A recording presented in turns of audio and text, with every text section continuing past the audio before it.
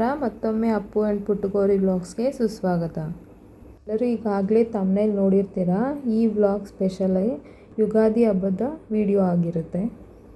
ಈ ಯುಗಾದಿ ಹಬ್ಬ ನಿಮಗೆಲ್ಲ ಹೊಸ ಭರವಸೆ, ಹೊಸ ಆಕಾಂಕ್ಷೆ ಮತ್ತು ಹೊಸ ಆರಂಭವನ್ನು ತರಲಿ ಎಂದು ಸರ್ವರಿಗೂ ಯುಗಾದಿ ಹಬ್ಬದ ಹಾರ್ದಿಕ ಶುಭಾಶಯನ ತಿಳಿಸ್ತಾ ಇದ್ದೀನಿ.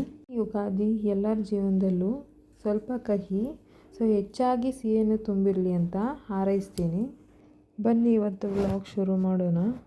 ಹಬ್ಬ ಆಗಿರೋದ್ರಿಂದ ಹೊರಗಡೆ ಎಲ್ಲ ನಾನು ಸ್ವಲ್ಪ ಡೀಪ್ ಕ್ಲೀನ್ ಮಾಡ್ತಾಯಿದ್ದೀನಿ. ಪ್ರತಿದಿನ ಹೀಗೆ ಮಾಡೋದಿಲ್ಲ, ಹಬ್ಬ ಯಾವಾಗಾದರೂ ಇದ್ದಾಗ ಮಾತ್ರ ಈ ಥರ ಡೀಪ್ ಕ್ಲೀನ್ ಮಾಡ್ಕೊಳ್ತೀನಿ.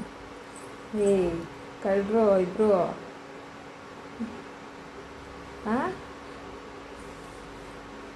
ನಾನು ಮಲ್ಕೊಂಡಿದ್ದೀರಾ ಅಂದರೆ ಎದ್ದೇ ಇದ್ದೀರಾ?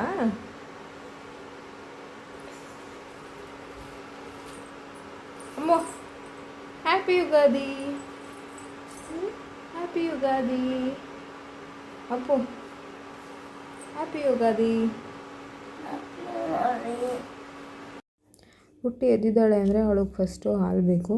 ಹಾಲು ಕಾಯಿಸ್ತಾ ಇದ್ದೀನಿ. ಇವತ್ತು ಸ್ಪೆಷಲ್ ಡೇ ಆಗಿರೋದ್ರಿಂದ ಸ್ಪೆಷಲಾಗಿ ಕಲರ್ ಬೇಕೇ ಬೇಕಲ್ವ, ಅದಕ್ಕೆ ಕಲರ್ ಹಾಕಿ ಇವತ್ತು ರಂಗೋಲಿ ಬಿಡ್ತಾಯಿದ್ದೀನಿ. ಬನ್ನಿ ನೋಡೋಣ.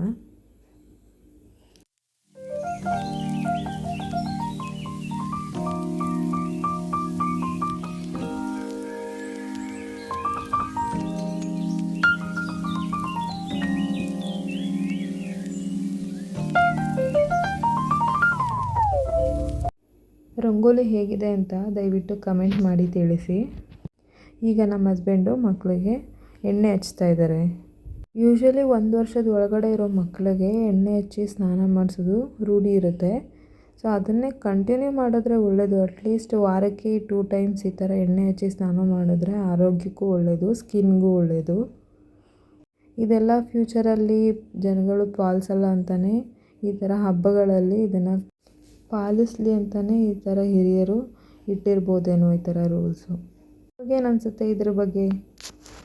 ಏನೇ ಆದರೂ ನಮ್ಮ ಹಿಂದೂ ಧರ್ಮಗಳ ಹಬ್ಬಗಳು ಮಾತ್ರ ಸಂಪ್ರದಾಯ ಪ್ರಕಾರನೂ ಒಳ್ಳೆಯದು, ಸೈಂಟಿಫಿಕಲಿ ತುಂಬ ಒಳ್ಳೆಯದು. ಅದಂತೂ ಸುಳ್ಳು ಅಂತ ಯಾರಿಂದನೂ ಹೇಳೋಕ್ಕೆ ಸಾಧ್ಯ ಇಲ್ಲ. ಯುಗಾದಿ ಹಬ್ಬ ಅಂದಮೇಲೆ ಒಬ್ಬಟ್ಟು ಇರಲೇಬೇಕಲ್ವ. ಫಸ್ಟು ಬೇಳೆನೆಲ್ಲ ಬೇಯಿಸ್ಕೊಂಡು ಇನ್ನೊಂದು ಕಡೆ ಒಬ್ಬಟ್ಟು ಮಾಡೋದಕ್ಕೆ ಕಣಕನೂ ರೆಡಿ ಮಾಡ್ಕೊತಾ ಇದ್ದೀನಿ. ಈಗ ಹೂರಣ ಮಾಡ್ಕೊಳ್ಳೋದಕ್ಕೆ ಬೆಲ್ಲನೂ ಸಹ ಕರಗಿಸ್ಕೊಂಡು ಅದನ್ನು ಶೋಧಿಸ್ಕೋತಾ ಇದ್ದೀನಿ. ಬೆಲ್ಲನ ಶೋಧಿಸ್ಕೊಳ್ಳೋದೇ ಒಳ್ಳೆಯದು. ಈಗ ಒಬ್ಬಟ್ಟು ಹೂರಣನೂ ಸಹ ರೆಡಿ ಆಯಿತು. ಆಮೇಲೆ ಅನ್ನನೂ ಸಹ ಮಾಡ್ಕೊಳ್ತಿದ್ದೀನಿ. ಇದು ರೆಡಿ ಆದಮೇಲೆ ಒಂದು ಕಡೆ ಕಾಳುಗೋಜಿಗೆ ಮಸಾಲೆನೂ ರೆಡಿ ಮಾಡ್ಕೊತಾ ಇದ್ದೀನಿ. ರಾತ್ರಿಯೇ ನಾನು ವಡೆಗೆ ಮತ್ತು ಕಾಳುಗೋಜಿಗೆ ಕಾಳು ಎರಡೂ ನೆನೆಸಿದ್ದೆ. ಈಗ ವಡೆನೂ ಸಹ ರುಬ್ಕೊತಾ ಇದ್ದೀನಿ. ಈಗ ಒಬ್ಬಟ್ಟು ಬೇಯಿಸಿರೋ ನೀರಲ್ಲಿ ಒಬ್ಬಟ್ಟು ಸಾರು ಮಾಡ್ತಾಯಿದ್ದೀನಿ. ಅದಕ್ಕೆ ಮಸಾಲೆನೂ ಕೂಡ ರೆಡಿ ಮಾಡಿಕೊಂಡೆ. ಒಬ್ಬಟ್ಟು ಸಾರು ಇದೆ ನಾನು ಫಸ್ಟ್ ಟೈಮ್ ಟ್ರೈ ಮಾಡಿರೋದು. ಅಂದರೆ ಯಾರೂ ಹೇಳ್ಕೊಡ್ದಿರೋ ನಾನೇ ಟ್ರೈ ಮಾಡಿರೋದು ಇದು ಫಸ್ಟ್ ಟೈಮು. ತುಂಬ ಚೆನ್ನಾಗಿ ಬಂದಿತ್ತು. ಈಗ ಕಾಳುಗೊಜ್ಜು, ಅನ್ನ ಮತ್ತು ಒಬ್ಬಟ್ಟು ಸಾರು ಎಲ್ಲನೂ ರೆಡಿ ಆಯಿತು. ಈಗ ಒಬ್ಬಟ್ಟು ತಟ್ಕೊತಾ ಇದ್ದೀನಿ. ಇದಾದಮೇಲೆ ವಡೆನೂ ಸಹ ಕರ್ಕೊಬೇಕಿತ್ತು. ಯಾಕಂದರೆ ಪೂಜೆಗೆ ಆಲ್ರೆಡಿ ಲೇಟ್ ಆಗ್ತಿತ್ತು. ಇಷ್ಟೆಲ್ಲ ನಾನು ಒಬ್ಬಳೇ ಮಾಡೋಕ್ಕಾಗ್ತಾಯಿರಲಿಲ್ಲ. ನಮ್ಮ ಹಸ್ಬೆಂಡು ಸಹ ಕಟ್ ಮಾಡ್ಕೊಳ್ಳೋದು ಮತ್ತು ಏನಾದರೂ ಸಣ್ಣ ಪುಟ್ಟ ಹೆಲ್ಪ್ ಮಾಡ್ತಾನೇ ಇದ್ದರು. ಅದಕ್ಕೆ ನಾನು ಸಹ ಬೇಗ ಮಾಡ್ಕೊಳ್ಳೋಕ್ಕೆ ಈಸಿ ಆಯಿತು.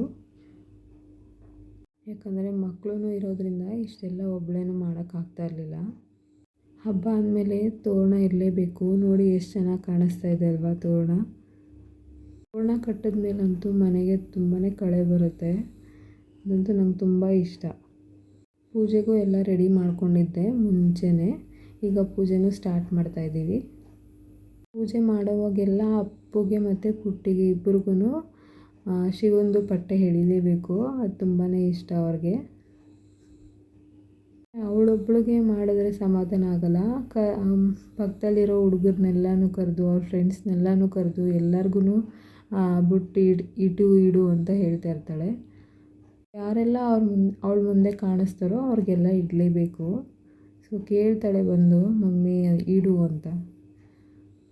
ನಾನು ನಮ್ಮ ಹಸ್ಬೆಂಡು ಪೂಜೆ ಆಗೋವರೆಗೂ ಏನೂ ತಿಂದಿರಲಿಲ್ಲ. ಅಂದರೆ ಬೆಳಗ್ಗೆಯಿಂದ ಉಪವಾಸ ಇದ್ವಿ 1 ಟೈಮು. ಈಗ ಪೂಜೆನೂ ಸ್ಟಾರ್ಟ್ ಮಾಡ್ಕೊತಾ ಇದ್ದೀನಿ.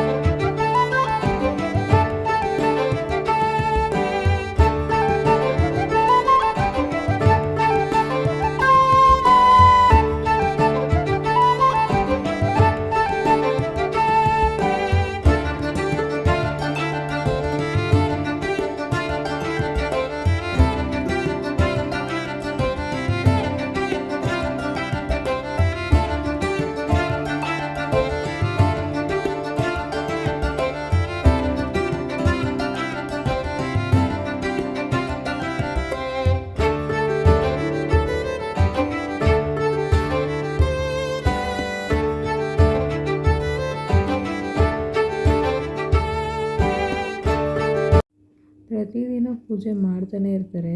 ಇವತ್ತು ಹಬ್ಬ ಬೇರೆ, ಇನ್ನು ಕೇಳೋದೇ ಬೇಡ, ದೇವ್ರ ಹತ್ರನೇ ಕೂತಿರ್ತಾರೆ. ಇನ್ನು ಆ ಧೂಪ ಆರೋ ಗಂಟೆನೂ ದೇವ್ರ ಹತ್ರನೇ ಕೂತಿದ್ರು. ಸೊ ಈಗ ಊಟನೂ ಬಡಿಸ್ತಾ ಇದ್ದೀನಿ. ಸೊ ಪ್ರತಿಯೊಬ್ಬರೂ ಹಬ್ಬದ ಟೈಮಲ್ಲಾದರೂ ಬಾಳೆ ಎಲೆ ಊಟ ಮಾಡೋದು ತುಂಬ ಒಳ್ಳೆಯದು, ದೇಹಕ್ಕೂ ಒಳ್ಳೆಯದು. ಮತ್ತು ಮಕ್ಕಳಿಗೆ ಆಗಲಿ ನಮಗೆ ಆಗಲಿ ಒಂದು ಹೊಸ ಥರ ಫೀಲ್ ಕೊಡುತ್ತೆ. ಸೊ ಇದನ್ನು ಎಲ್ಲರೂ ಅಭ್ಯಾಸ ಮಾಡ್ಕೊಳ್ಳಿ. ಅಟ್ಲೀಸ್ಟ್ ಹಬ್ಬದಲ್ಲಾದರೂ ಬಾಳೆ ಎಲೆ ಊಟದಲ್ಲಿ ನೀವು ಏನೇ ಅಡುಗೆ ಮಾಡ್ಬೋದು. ಸೊ ವೆರೈಟಿ ಅಡುಗೆ ಮಾಡೇ ತಿನ್ನಬೇಕು ಅಂತಿಲ್ಲ. ನೀವು ಚಿತ್ರಾನ್ನ, ಪುಳಿಯೋಗರೆ ಏನು ಬೇಕಾದರೂ ಇದರಲ್ಲಿ ತಿಂದರೆ ಹಬ್ಬದ ಟೈಮಲ್ಲಿ ಒಂಥರ ಖುಷಿ ಆಗುತ್ತೆ. ನನ್ನ ಮಕ್ಳಿಗಂತೂ ಅದರಲ್ಲಿ ಏನೇ ಬಡಿಸಿದ್ರೂ ಖುಷಿಯಾಗಿ ತಿಂತಾರೆ. ಅನುಕೂಲ ಆದವರು ಇನ್ನೂ ತುಂಬ ವೆರೈಟೀಸ್ಗಳು ಮಾಡಿಕೊಂಡು ತಿನ್ಬೋದು. ಸೊ ನಾವೀಗ ಸಿಂಪಲ್ಲಾಗಿ ಅನ್ನ, ಒಬ್ಬಟ್ಟು ಸಾರು, ಒಬ್ಬಟ್ಟು, ಕಾಳು ಗೊಜ್ಜು, ವಡೆ ಇಷ್ಟು ವೆರೈಟಿನ ಮಾಡೋಕ್ಕಾಗಿದ್ದು. ನಮಗಂತೂ ಇದೇ ಊಟನೇ ತುಂಬ ಹೊಟ್ಟೆ ತುಂಬೋಯ್ತು, ಅಷ್ಟು ಚೆನ್ನಾಗಿತ್ತು.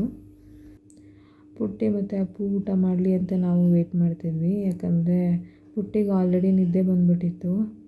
ಸೊ ಊಟ ಮಾಡೋ ಅಷ್ಟೊತ್ತಿಗೆ ಮಧ್ಯಾಹ್ನ ಆಗಿತ್ತಲ್ವ, ಅದಕ್ಕೆ ಪುಟ್ಟಿ ಊಟ ಮಾಡಿದ ತಕ್ಷಣವೇ ಮಲ್ಕೊಂಡ್ಬಿಟ್ಲು. ಅವಳು ಊಟ ಮಾಡಾದ್ಮೇಲೆ ಸೊ ನಾವು ಸಹ ಊಟ ಮಾಡ್ಕೊಂಡ್ವಿ. ಬೇಗ ಆದರೆ ದೇವಸ್ಥಾನಕ್ಕೆ ಸಹ ಹೋಗಬೇಕು ಅಂತ ಪ್ಲ್ಯಾನ್ ಮಾಡ್ಕೊಂಡಿದ್ವಿ. ಆದರೆ ಅಡುಗೆ ಮಾಡೋಷ್ಟರಲ್ಲೇ ಮಧ್ಯಾಹ್ನ ಆಗೋಗಿತ್ತು.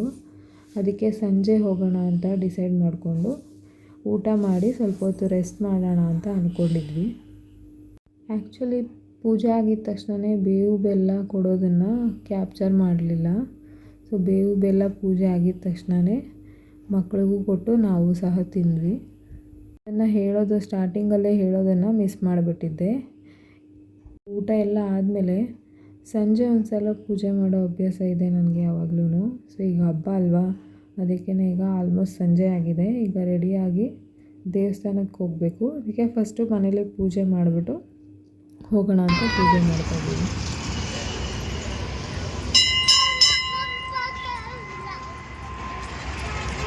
ಕೈ ನೆಟ್ಟಿಗೆ ಹಿಡ್ಕೋ, ಅದ್ಯಾಕೆ ಹಂಗೆ ಹಿಡ್ಕೊಂಡಿದ್ಯಾ?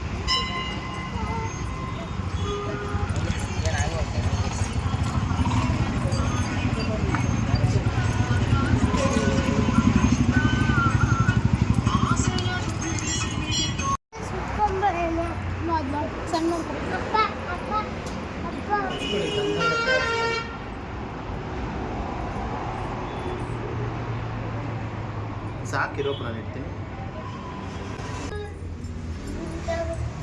ಸುಮ್ಮನಿರ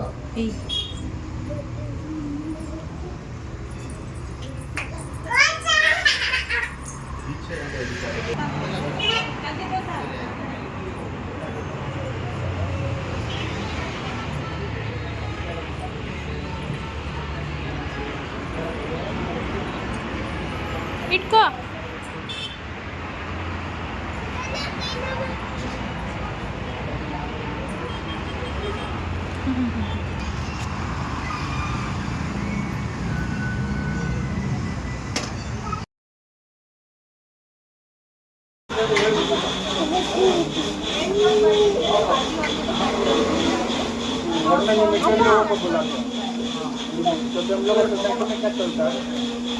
बच्चे को बुलाते बड़े को नहीं।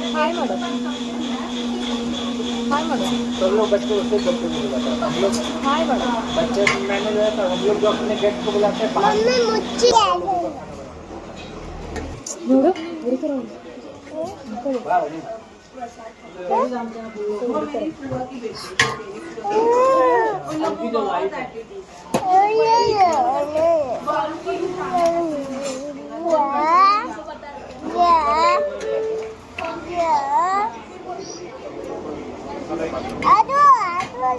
ಯಾವುದು ಕುಡಿತೀಯಾ?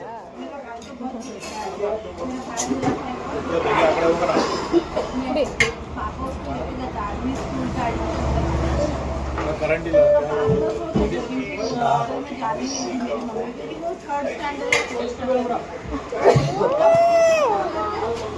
सॉरी स्वीट ಆಗ್ತಿದೆ ನೋಡಿ.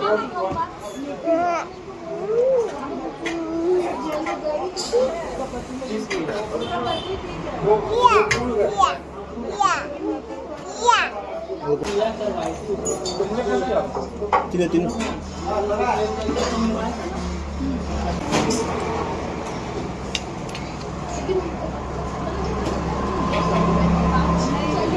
ಸ್ವೀಟ್ ಇದೆ, ಸ್ವೀಟ್ ಮಿಕ್ಸ್ ಮಾಡ್ಕೊ.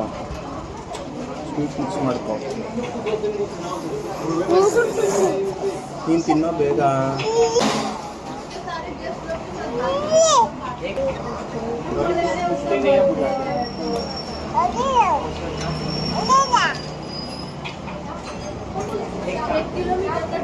ಅದು ನೋಡೋಣ, ಬ್ಯಾಗ್ ಹೇಳೋ ಕ್ಲೀನಾಗೆ.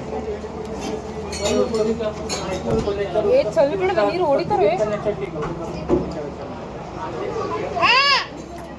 ಅದು ಮಮ್ಮಿ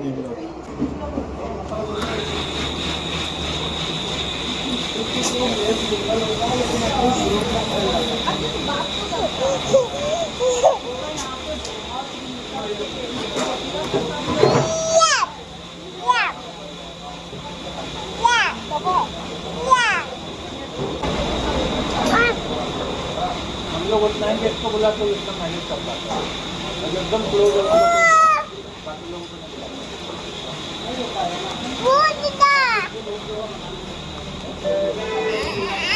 ಮಮ್ಮಿ ತಿನ್ಸುತ್ತೆ. ನಿಮ್ಮ ಅಮ್ಮಂಗೆ ಒಂಥರ ಅಲ್ಲಿ ತಿನ್ಸು. ಖಾರಮ್ಮ ಇದು ಮಮ್ಮಿ ಸ್ವೀಟ್ ತಿನ್ತೀನಿ. ಸ್ವೀಟ್ केक हो गया घर में या फिर कस्टर्ड हो गया, ये सब चाउमीन.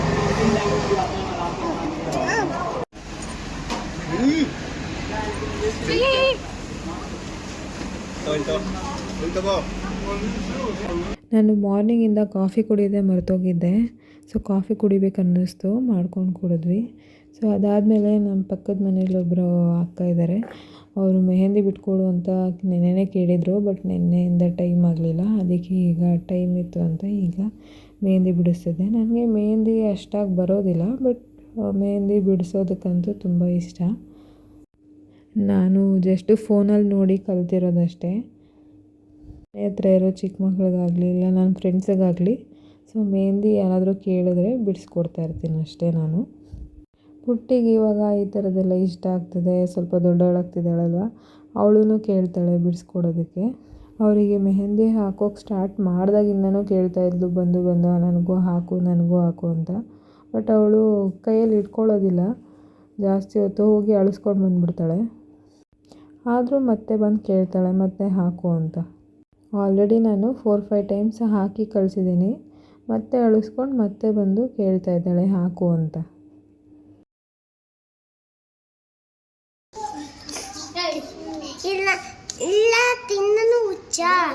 ತೋರ್ಸಮ್ಮ. ಇರು. ಇದು ಶ್ರುತನ್ಯ, ಅವಳು ಕಾಣಿಸ್ಲಿ ಕಾಣೋ. ಇದು ಶ್ರುತನ್ಯ, ಇದು ಅಪ್ಪು. ಇದು ಯಾರಮ್ಮ? ಆನೆ. ಇದು ಅಪ್ಪು. ಇದ್ಯಾರು? ಇದ್ಯಾರಮ್ಮ? ಶ್ರುತನ್ಯ, ಇದ್ಯಾರಮ್ಮ? ಇದು ಅಯ್ಯೋ